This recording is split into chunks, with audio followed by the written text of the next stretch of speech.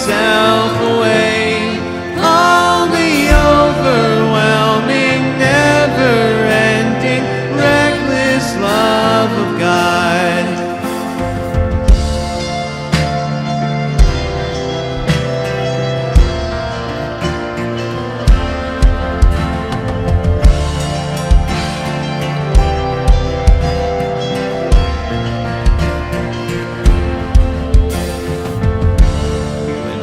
Your foe, still your love fought for me. You have been so, so good to me. I felt no worth, you paid it all for me. You have been so, so kind to me. Overwhelming, never-ending, reckless love of God. Oh, it chases me down, finds till I'm found, leaves a 99.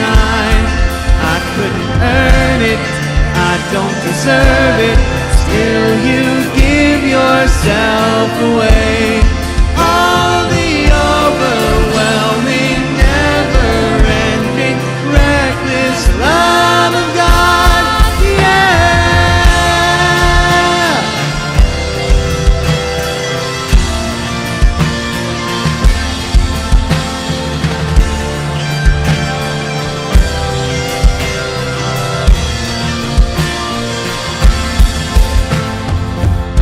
There's no shadow you won't light up, mountain you won't climb up, coming after me.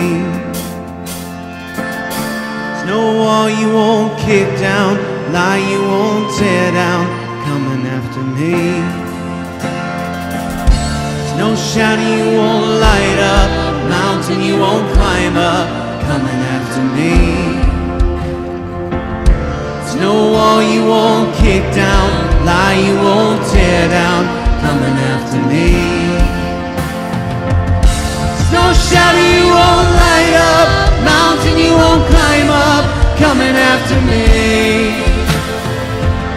There's no wall you won't kick down, lie you won't tear down, coming after me. There's no shadow you won't light up, mountain you won't climb up, coming after me. There's no wall you won't kick down, lie you won't tear down, coming after me. Oh, the overwhelming, never-ending, reckless love of God. Oh, it chases me down, finds till I'm found, leaves a 99. I couldn't earn it, I don't deserve it, still you give yourself away. All the overwhelming,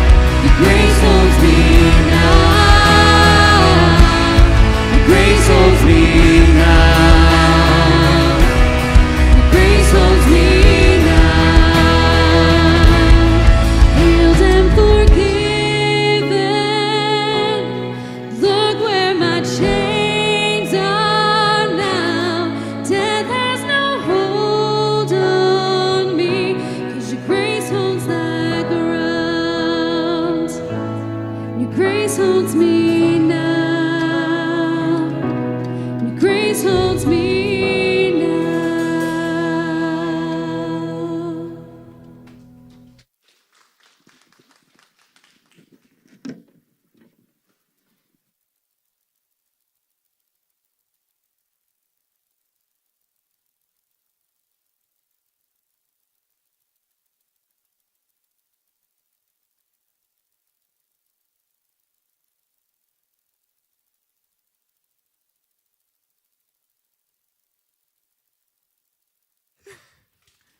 I did not tell them what to sing, but those songs were absolutely perfect for tonight.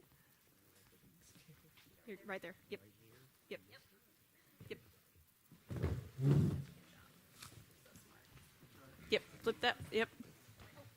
You're good. Alrighty. I know this game was before my time, but I think they remade it maybe a little while back. It's called the Newlywed Game. There's probably not too many that are familiar with like the original version, but I did do some research and watch some of those, and I think I was more entertained with like the bouffant hair that they had. So I'm gonna have 3 different couples come up, and I'm not gonna have all newlyweds. I'm gonna have 8 different ranges. So if you have gotten married within the last 2 years, raise your hand. Y'all are lucky. Come on up. Y'all win. Y'all win. Okay, so if you have been married for 30 to 40 years, please raise your hands. Lucky winners, 2. Yep, y'all can sit right there, back to back. And I don't think I really need to ask who's been married the longest because we all know it's Ronnie and Judy. How long have y'all been married? 58 and a half years. So y'all come on up and take these last chairs here. So I'm going to ask y'all a series of questions. Go figure. That's how this game works. And you've got your clipboards, your Sharpies. The first page, I'm going to ask you some pretty simple questions. It's just going to be him or her. So you can take up as much room or as little room as you want to, as long as I'm able to see it. The crowd wants to see it, so write it big enough they can see it. All right, so these first set of questions are for 5 points apiece. No pressure, okay? So you're both going to answer. And then when I ask you to reveal your answer to your significant other, your spouse, please let them see what you answered, okay? We ready? All right, question number 1. Which of you is messier? All right, y'all, real quick. No disputing. We ready? Show your answers to the crowd. All right. So we got Adam, Mark. Oh, my goodness. Oh, all the guys. Okay. You know, if I'm being honest, it would have been me in our relationship. Yeah. I'm not fessing up to all these answers, but that one, I'll admit it's me. Okay, second question. I'm going to try not to start any arguments tonight, y'all, I promise. Which of you is more likely to say, I'm sorry first?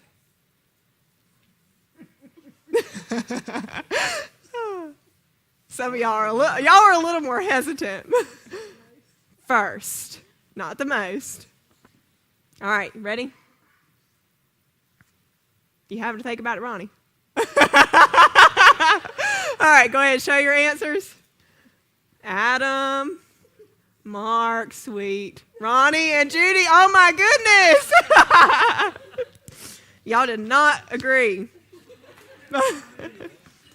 All right, I need to keep tallies. Team 1. If I don't, I'll get carried away and I'll forget to. So, and team 3. Okay. So we've got 5 here. That is not my intention with this game. All right, next question. Who falls asleep first?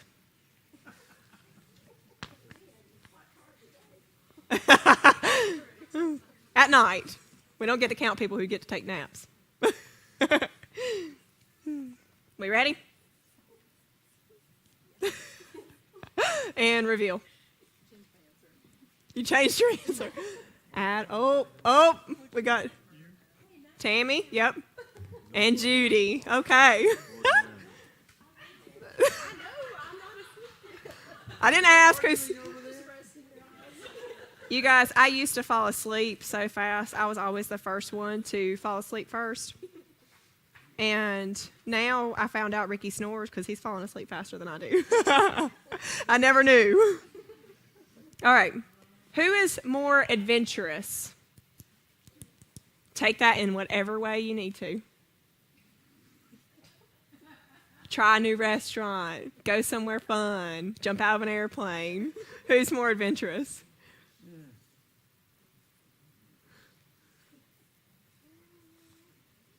Y'all done thinking? Oh, y'all got that one? Okay. They're confident. And reveal. Judy.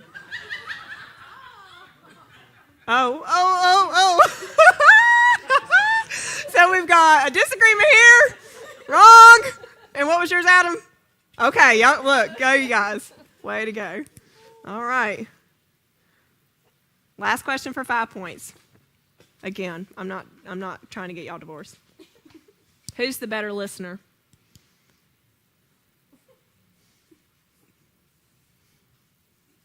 Not selective hearing.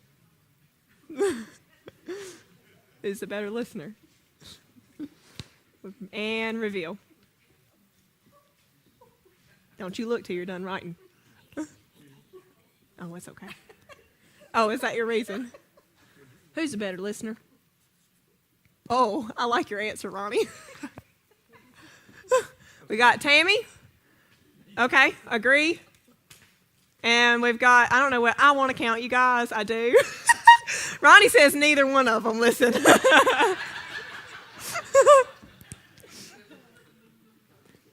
All right, so right now, we've got Team 1, Team 2 are tied, and y'all are in last place. Okay, so these questions are now for 10 points apiece. And I will be asking the ladies the first question to answer. And then, guys, I would like you to answer what you thought her answer was. Okay, so ladies, what is your husband's most annoying habit? We're getting deep, guys. There's too many. The most annoying habit.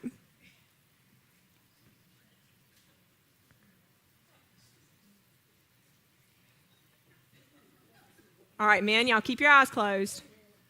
Wait a minute. Okay. We got 60 seconds on the board, Judy. Just one, Judy. Not all of them.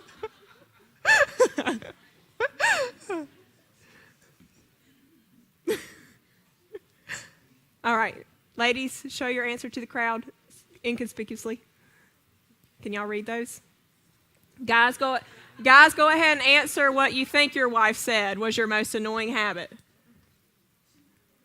Adam, what did she say was your most annoying habit? Selective hearing. You're wrong. Mark, what is your most annoying habit? Messy. You're messy? No. You crunch your chips awfully loud. It just got worse. Ronnie, what's your most annoying habit? That's a good question. That's a good question. Judy thought so too. You snore? That's not a habit. What's your habit? That's a condition. What's your habit? What's something you choose to do that Judy doesn't like?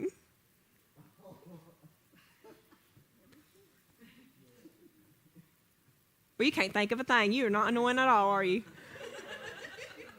Time's up. You like to watch TV in the room. Oh. She's a whiner. Oh, my goodness. All right, guys, your turn. If the house were on fire What is the first thing your wife would attempt to rescue? Save, grab. What's she grabbing first? After she cleaned up. Can't let the fire truck see your house like that. You got to straighten everything up, right? You got to answer this one. First thing Judy's going to grab. What's the first thing Judy's going to grab if the house are on fire? Ronnie, it'll be your television so you don't miss the program.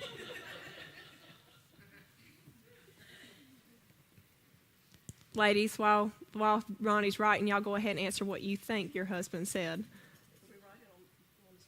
Yeah, that'll be fine.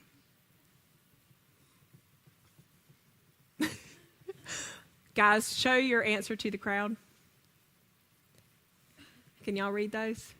Okay, well, I'll let you know what they say. Some of these men don't have great handwriting. All right, we're ready? Ronnie says, y'all ladies ready? Y'all already wrote your answers? Miss Judy, Ronnie thought you was going to grab him. But you said your phone.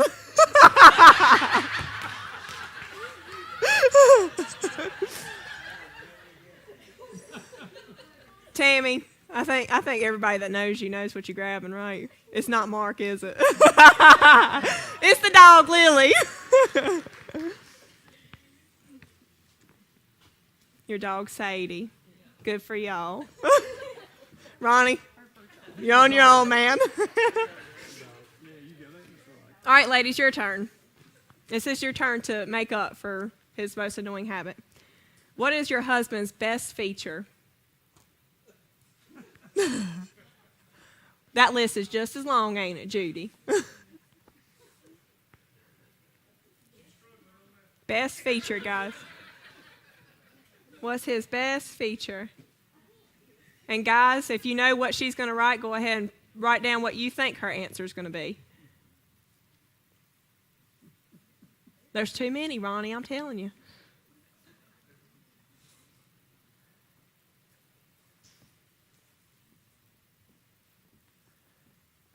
Ooh, I'm going to trip over here in a minute.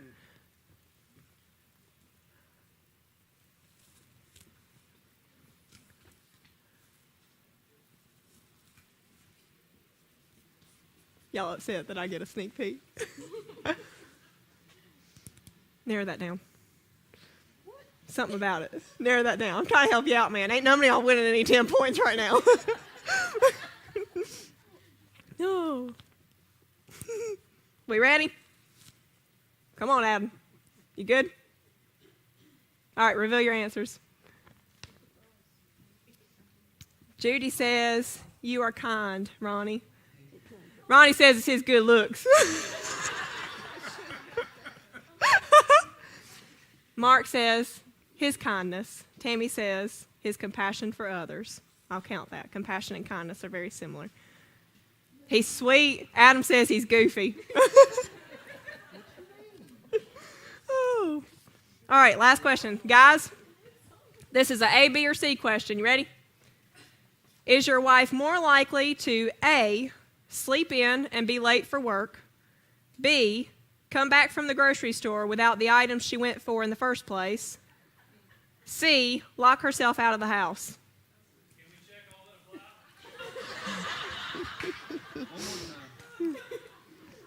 Is your wife more likely to A, sleep in and be late for work, B, come back from the grocery store without the items that she went for in the first place, or C, lock herself out of the house? I know, that's the ones that came to my mind for options.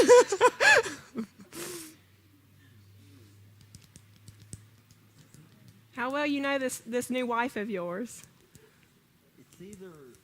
Well, don't say. Ladies, what do you think he put? Go ahead and write in your answers. There's two. Tick, tick, tick. We ready? And reveal. A, B, or C? Miss Judy would go to the store and forget what she went for. So would Tammy. And y'all don't know what you would do. All right, guys. These two questions are for 15 points. Right now, Team 2's in the win. It's a good thing. Y'all are pastor. We expect y'all to win. 35 years, y'all ought to have something in common, right? Okay. Guys, fill in the blank. My wife is such a good blank, but her blank needs improvement. You're not going to touch it.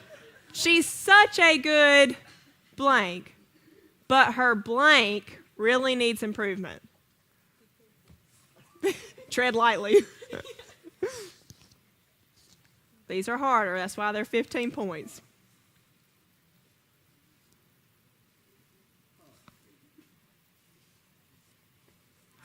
Y'all better get right in here.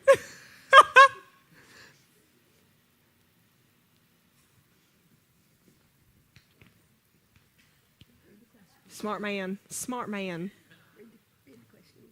My wife is such a good blank, but her blank needs improvement. Yeah, what do you think he says? You're such a good what? And what needs improvement, Miss Judy?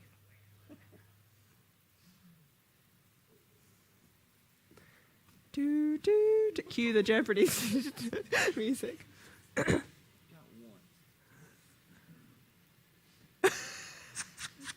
Is that your answer for the second blank? No. No. I think the other blank. There's another blank. Okay, that's fine. All right, we're ready. We're ready. I'm not ready. Yep, you're ready. All right, your name is? Lindsay. Lindsay is such a good cook. We're correct. Oh, good. But nothing needs improvement. You're welcome, Adam.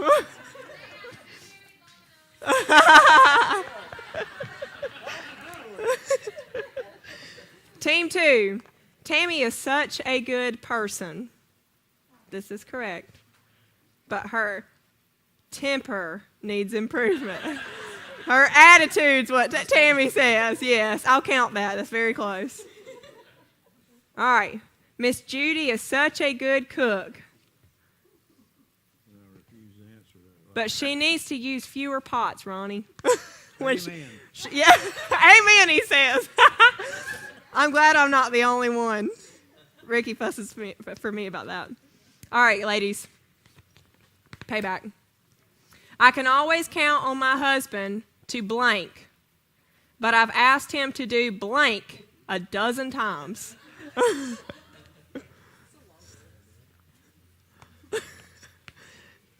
Which one? I can always count on my husband to blank, but I've asked him to do blank a dozen times.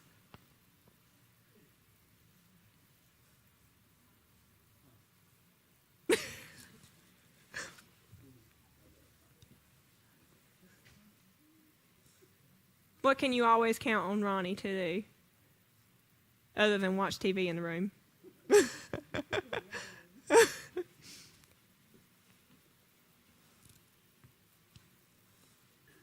Y'all are so mushy. That's my second. Okay. No idea.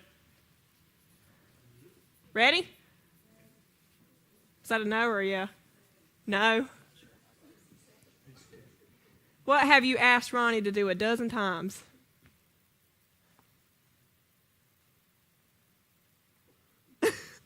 You quit asking after 58 and a half years, right?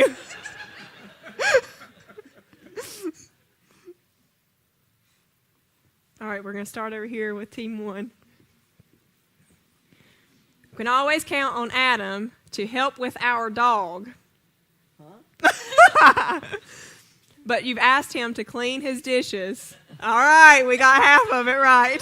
A dozen times. Good job. All right, Tammy, you can always count on Mark to be there for you. But you've asked him to empty the trash a dozen times. Do you agree? Would you agree? I don't think he agrees according to his answers. He says that you can always count on him to protect you, but you've asked him to put away his things a dozen times. The list is long, right? It's true. This is not a true or false question. All right, Ronnie.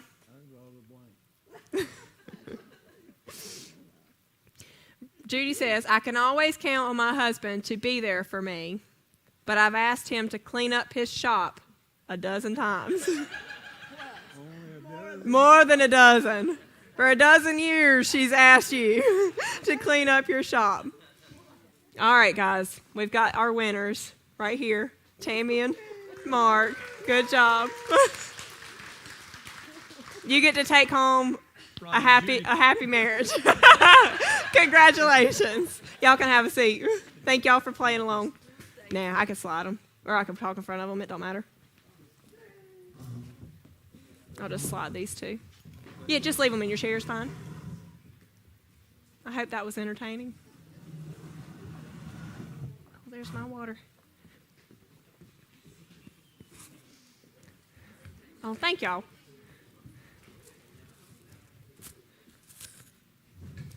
Can one of y'all grab this so I don't trip on it? I would, but I know as soon as I do, I'll make a mess of myself.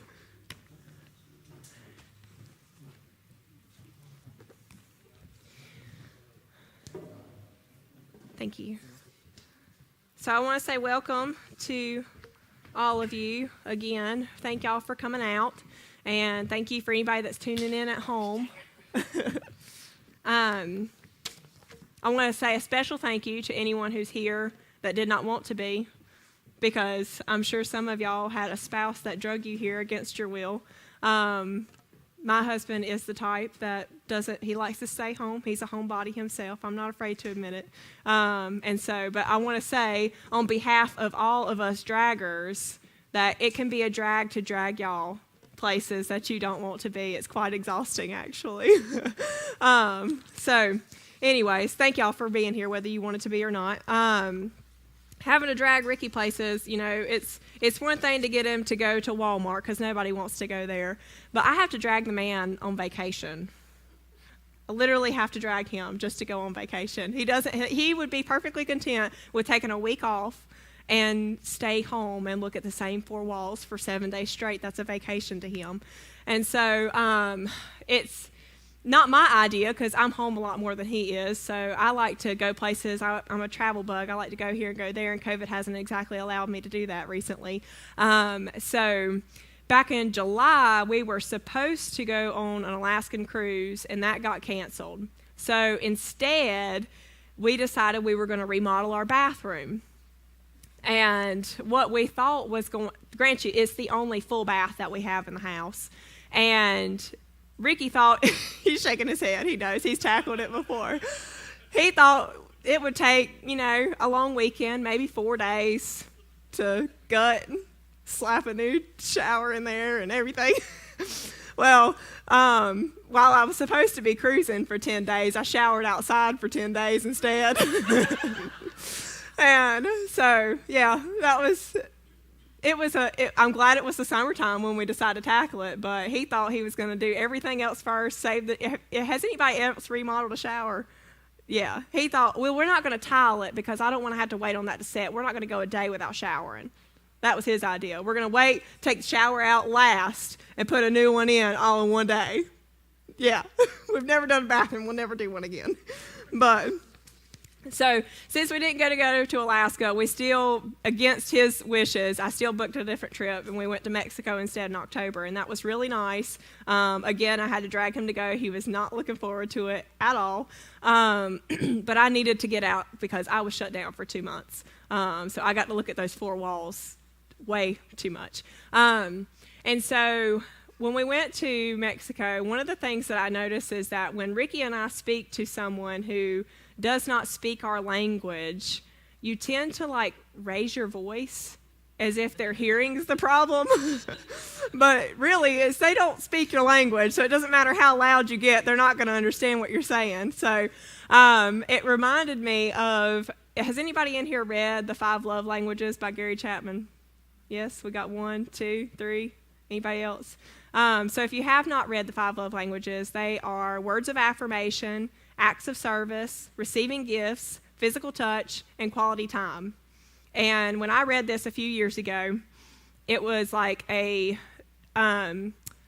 swift punch to my gut because I watched my mother when I was little. Sorry, I told you I wasn't going to talk about you, but I'm about to. I watched my mom cook, and she'd clean, and she'd cater to my dad. It sounds sweet, but she also worked a job. And I thought, well, man, she got the short end of the stick, didn't she? She works and then come home, and she still works. I thought, I'm never going to be that wife. I'm never going to do that. My husband's going to do his fair share of housework. And so when we read this book and I discovered that my husband's love language is acts of service, it was a hard pill to swallow to realize that when I did the dishes or I cooked supper for him or I swept the floors, that's when he felt most loved. And so I got really good at that during my quarantine. Our house stayed spotless the majority of the time. But my love language is quality time, and my husband works an awful lot, so that can be a little bit difficult. I need to make sure that he's engaged whenever we're talking or we're having supper. We have this rule because we actually go to the buffet all the time. That was, Golden Corral closed down, and that was the most heartbreaking news of 2020, I think. But so we have this rule when we go to a buffet is we don't go up and down, up and down. We have to sit at the table together, and we have to wait until the next one's done eating before we can go get a plate again together. So that's one way that we make sure we spend ample time together at our favorite restaurants. But yeah, so reading this about Ricky and being closed for 2 months, I got really good at it. I'm not saying I'm perfect at it. In the beginning, it was really hard for me to wash the laundry and then remember to move it to the dryer. And so I would find the laundry 3 days later. It stinks, and I've got to wash it again. Or like Judy, I would cook a meal for him and think he'd come home really appreciative, but the kitchen was an absolute disaster from cooking, and so he's frustrated that it's a mess. He says, I don't understand how you can cook one thing and mess up 12 pots. So I don't know how I do it either. It's my hidden talent, I guess. I'm not sure. But so yeah, anyways, with women, we have this tendency, if you do most of the chores around the house, if you've got all day to clean the house, how long does it take you? All day, and maybe tomorrow too? Yeah. But if somebody's coming over in, say, 2 hours, when does she get it done? About an hour and a half. Already got a candle burning. It's like halfway down the wick. She's ready. She is ready for her guests. So, sorry, I spoiled that for you guys. Sometimes we take an hour and a half to clean the house, and y'all come home, and we make sure we got a broom in our hand when you get in the door. It only took us an hour and a half because we knew you were coming, but we wanted some me time, so we sat down in front of the TV. But as soon as we heard that car pull in the driveway, we got up, made sure we were doing something. Sorry, ladies, if I'm getting a couple of looks. I let one of our secrets out. I'm sorry. So, sorry guys, bear with me. I'm going to be real candid. It is nerve-wracking to be up here, and I'm glad that I know some of y'all's faces, so I feel a little bit more comfortable. But I've picked my nails down to the bit, and yeah, so I'm a little bit nervous. Y'all bear with me while I find my place. So when I was closed down in March, I kept track. It was 57 days. I numbered them like I was in jail. I numbered them. And at first, I really did have a good time. For the first 35 days, maybe less, if I'm being generous with myself. Probably less than 35 days. I had a good time. I was getting some stuff done around the house. We were walking the dogs. I was walking them for 3-4 miles a day, and then I had to rest because Oakley got little blisters because he wasn't used to walking that far. I've got 2 little weenie dogs, in case you guys don't know. I'm very, very proud dog mother. I've got Oakley, who is 7. He just turned 7 this month, and Opal will be 4 in June. And I didn't say this, but I've been married for 4 years. That's why I'm standing up here. I am married. Ricky and I have been together since high school. We've been together for over 10 years now, for anybody that didn't know. So our whole lives, literally. I know I look like a child standing up here. I met him when I was 14, and the rest is history. So he used to skip class. If anybody here go to Central, graduate from Central, most of you, yeah. So you know how the shop class and the horticulture is connected through the shop? So Ricky was in horticulture class, and I was in carpentry class, and he was 2 grades above me, but he would come skip class to come hang out with my class. See me. Yeah. You're fine. You got your diploma. It's all good. But he would come skip class and come hang out with me, and so that's how we met. That's our backstory. I'm sorry, I forgot to give that to you guys so that you would know who was standing up here and that I am married doing a marital message. So, but for 57 days, I enjoyed the first 35, and because it's good that I mentioned that, because carpentry is the reason why I started bringing out all of his tools. And I call them, they were his tools, but now they're my tools because they got more use from me this year than they did from him. And so I was building stuff, I was cutting stuff, I was making a mess out of everything. Ricky never knew what breed the tool woman Taylor was going to make by the time he got home. And so I actually remodeled one of our closets and turned it into an office for him, and that was fun. But I got a lot of stuff done, but eventually I ran out of things to do, and I got really antsy, and that's when the last bit was quite miserable. I had a couple of breakdown moments, but for Ricky, 2 months off work seemed like heaven to him, you know. Is anybody else like that? Y'all just love being home all the time? Anybody get a break? Did anybody else have to? Raise your hand if you were an essential worker and you had to work the entire year through. In your workplace, every day. Well, God bless you all. Y'all didn't get time off. Thank y'all. Thank you for your service. So I know none of y'all are wanting to hear me complain about having 2 months off now, so I feel a little bad for complaining. And I will say this disclaimer, in my opinion, I won't get political or anything, but everyone's livelihood is essential. If it puts food on your table and it pays your bills, it's essential. So it was hard to be considered non-essential, and Ricky liked to pick at me and tell me I was non-essential during that time. And so whenever his white tees that he wears under his uniform weren't washed, I said, honey, that's non-essential. You don't need those. I'm not essential. You don't need me. Meals aren't essential. No, I didn't. I did really good to make sure everything was done while we were shut down. And, you know, I was so jealous of people that were both close, like husbands and wives got to be home together. Anybody get to be home together? Nobody? Yes? All the time. We all are retired. Anybody else? Anybody get to be home? Lee, Gary, y'all still married? Because let me tell you, I thought that's what I wanted. And then we got COVID back in December, and that put Ricky quarantined for 20 days at home. I didn't think I'd be doing this message. Needless to say, I did not. So for us, quarantine went a little bit like the first work day, first Monday maybe, back. I'm excited to have my husband home because this sounded awesome months ago. I was like, oh my gosh, we got 20 days together. I'm so excited. So I go downstairs. I'm making small talk with him. He's on his computer working. And so it's 20 days off, but he's working from home, thankfully. He was able to do that. But I'm cooking breakfast, and I'm talking with him, and he snaps at me, and he says, Bree, I'm working right now. Can you pretend that I'm not here? What would you do if I weren't here? Would you just talk to the dogs? And he says, I'm trying to get some work done. Well, all right then. So I sit down to eat my breakfast, and he walks through the kitchen, and he says, well, where's mine at? And I said, honey, I forgot you were here. You told me to make like you weren't here, and I forgot you were here, just like that. So that's how our 20 days went. You can read. I mean, that was the beginning of it, and it didn't get much better. So, but part of that is because women, you see, we're multitaskers. Majority of us, we have to be on the go all the time. Our brains don't shut off. My stomach's growling because I was too nervous to eat earlier, and now I'm comfortable. Sorry. So if you hear that, I apologize. But so. Where was I at? Sorry, my stomach just distracted me. got me sidetracked. We have to be on the go all the time.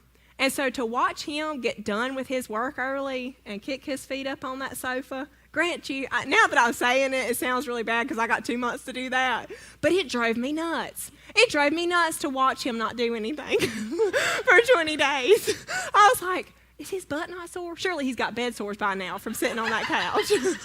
He's got to. I'm like rolling him over, checking, like, are you okay? But it drove me nuts. And he was so annoyed because I was just pestering him the whole time. But you know, something that I noticed about Ricky is that one day he's sitting on the sofa and he's just gazing off into space. And I was like, honey, what are you thinking about? Y'all ask that question? Y'all ever ask that question? Men, what is the answer? Nothing. It's a miracle. It's truly a miracle. I wish that he could teach me how to have a nothing box. If I could get in that, like I said, that's not possible. It's not. That's literally impossible to be thinking nothing, right? Am I the only one? That's impossible. He thinks nothing. And I said, well, can you show me how?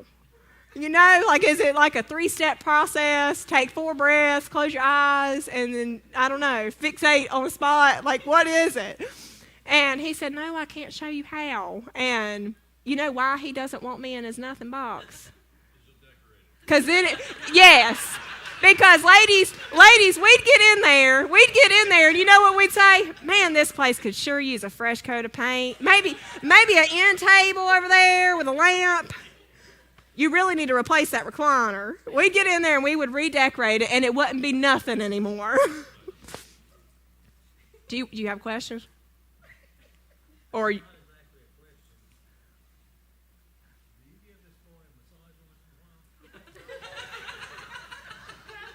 I'm a massage therapist, in case that sounded really weird. Ronnie, they don't know that about me. I am a licensed massage therapist, and no, my husband does not get massages very often, you know. The same way he doesn't like to change my oil when he gets home, so. But all in all, we survived those 20 days, and I wouldn't wish that on anyone. We did get through COVID, and we're thankful for that because we know that some people really, you know, they didn't make it through COVID, and it's been rough on everyone this year. But when Ricky and we fight, see, I'm of Irish descent, and if y'all know anything about Irish people, we are hot-tempered and we got a sharp tongue. And my husband is German. His name is Richard Wagner. So Richard Wagner. He is as German as they get. And if you know anything about Germans, they're just plain mean. They're stubborn and they are mean.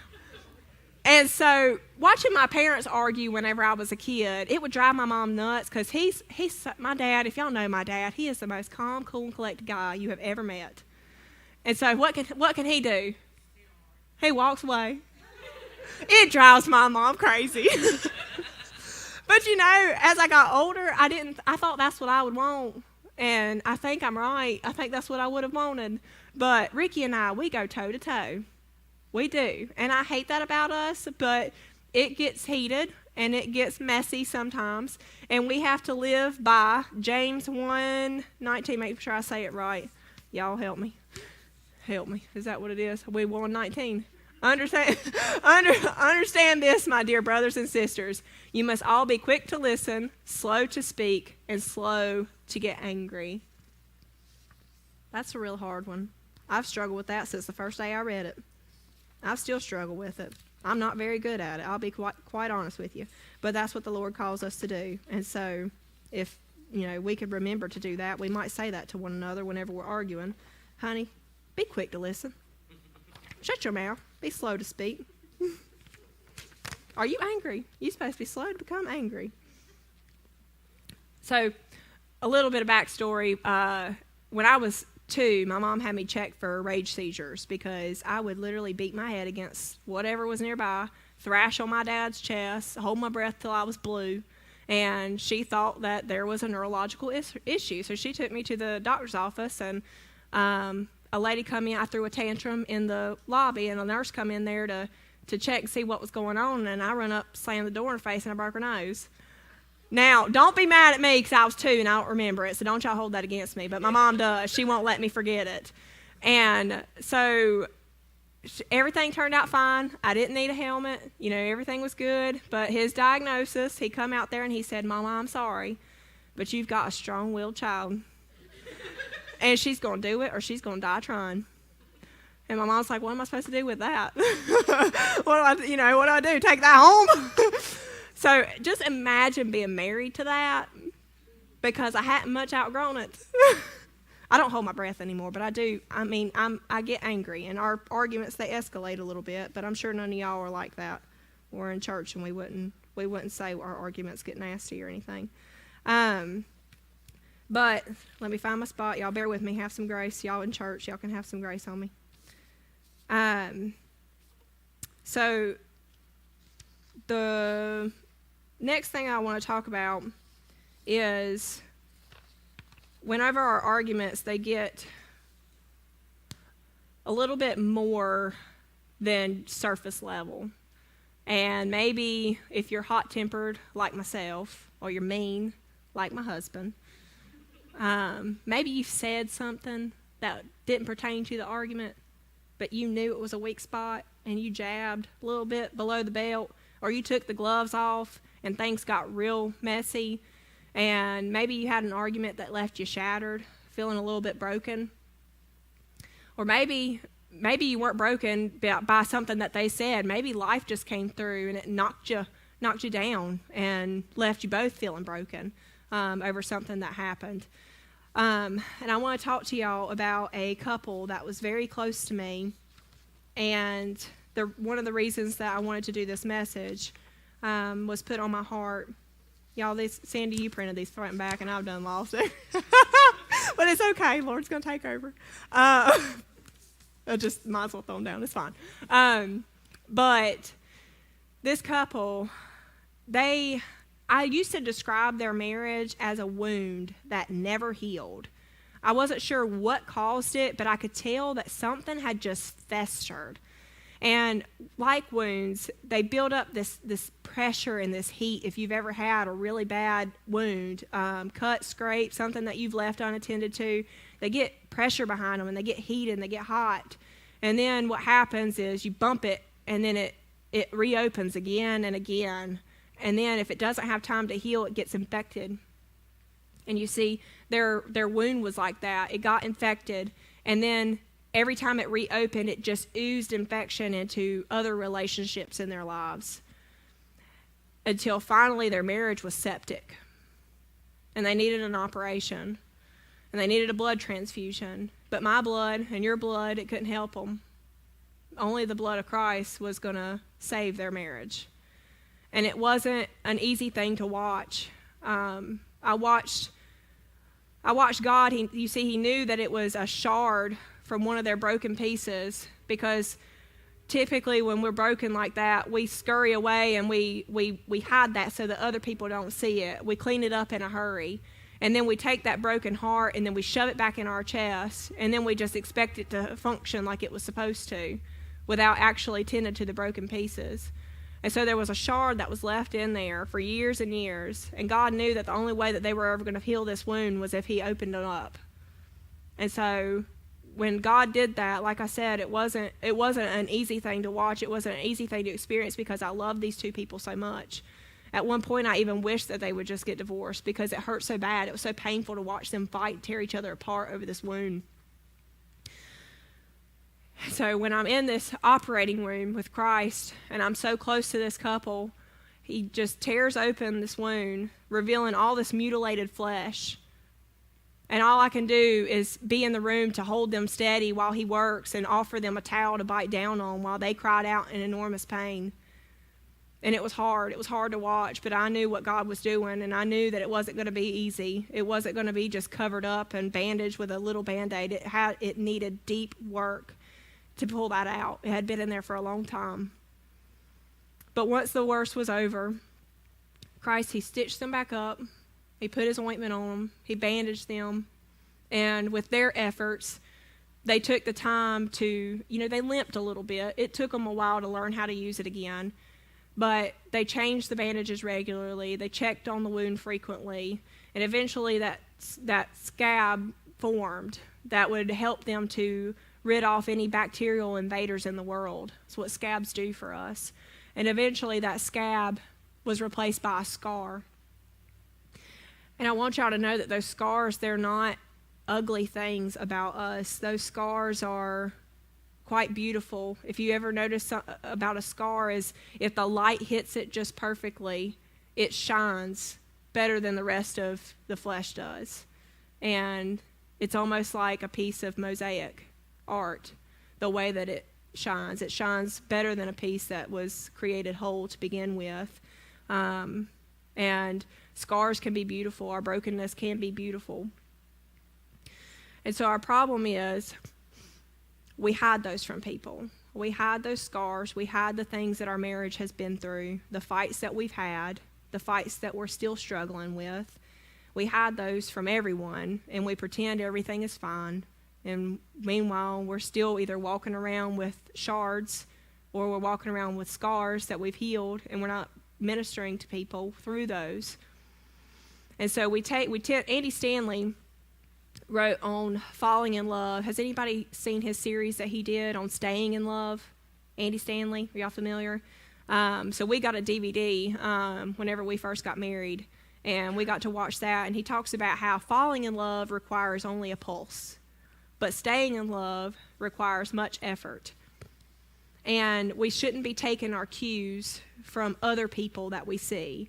Your parents, their marriage wasn't perfect. They were two imperfect people. You shouldn't be taking it from your neighbors. They seem like everything's fine. Or maybe that couple that's on Instagram, they look happy. They took a vacation together. They get along well. Look, they went to dinner here. They got a date night. We never get a date night. See, we start comparing ourselves to other people. And, sometimes we'll even look at, somebody like Ronnie and Judy and think, we'll never make it there. What they have is beautiful. They really found the right one. But I'm sure they would tell you they've had their battles too.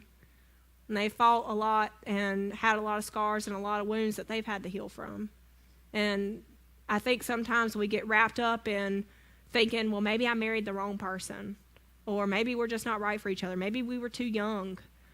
And I think sometimes we take our cues from all these imperfect people rather than God, who is love himself. And he tells us in Scripture, if I can find it, I know it's in John, and I did highlight them. I tried to stay on track. Okay. John 13:34. It says, a new command I give you, love one another. As I have loved you, so you must love one another. If you notice, he says, as I have loved you. That's how you must love one another. Not the way your mom loved your dad. Not the way your friend loves her husband. The way I have loved you. And what does that look like? What does Jesus' love look like? It takes grunt work. We have to suck up our pride. We have to humble ourselves. We have to love our spouse with the same ferocity that Jesus loved us and pursued us with in that song, the overwhelming, never-ending, reckless love of God. That doesn't describe most marriages today. They're not restless. They're not relentless. They don't keep pursuing. They wait on that lust to fade, and then they want something new because that's where it came from in the first place. Love never fails. In Philippians 2:3 through 8, we see a glimpse of how Jesus loved us. It says, do nothing out of selfish ambition or vain conceit. Rather, in humility, value others above yourselves, not looking to your own interests, but each of you to the interests of others. What this means is stop fighting to be right. Remember who your teammate is, and remember who the enemy is, because the enemy is not your spouse. The enemy is who we fight in spirit. It's not the one we see in flesh amongst us. Your spouse is your teammate. They're not your enemy. They're not the one that you should be fighting with. Y'all should be joining together to fight the true enemy. It says in your relationships, verse 5, in your relationships with one another, have the same mindset as Christ Jesus, who being in very nature God, did not consider equality with God something to be used to his own advantage.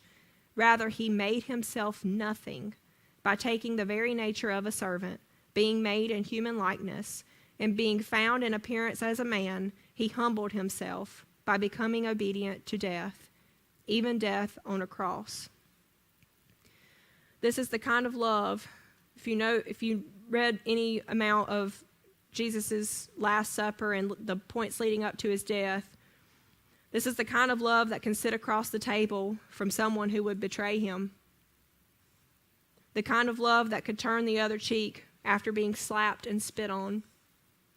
It's the kind of love that can lift their head after being mocked and ridiculed with a crown of thorns. The kind of love that can grit their teeth and bear lash after lash. It's the kind of love that can bear the load of a heavy, rugged cross, even in exhaustion. It's the kind of love that when one hand is being nailed to that rugged cross, the other hand can come up and caress the face of the one holding the hammer. That's the kind of love that Christ had for us. And we've got a video, if we can pull it up, of a visual representation of this. I think it's important. I think sometimes we only see images like this at Easter. We get to see the crucifixion of Christ, and I think it's something that should be on our hearts all the time, because that's what we should be walking with every day on our minds. So I'll let them go ahead and play that real quick.